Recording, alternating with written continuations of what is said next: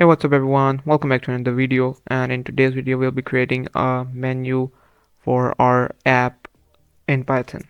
The menu will be of only console based applications, and it is pretty easy to make and will take just few lines of code. So we'll start off by creating a simple function which will be of the main menu. The purpose of creating this function is that we have to print the welcome message to the user, and we have to print the options the user can select. For example, we can add the first option. If we are creating a game, we can add the first function for start, and then we can add the second option for exiting the game, or we can add the second function for score, and we can also add a third option for setting. So that's up to you. You can customize it on your own.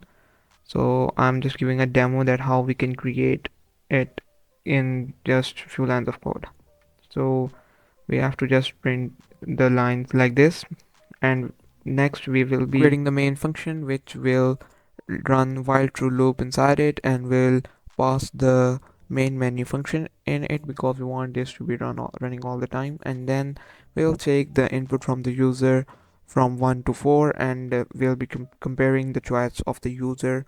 If the user chooses the option 1, then we'll be executing the function 1, and if the user chooses option 2, we'll be executing the function 2. And if user chooses to exit the app, it will automatically break out of the loop.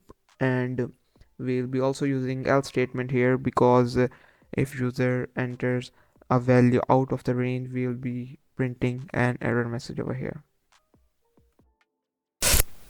And in the end, we'll be creating this simple if condition statement, as it allows you to execute code when the file runs as a script but not when it's imported as a module. And now we are done with our menu.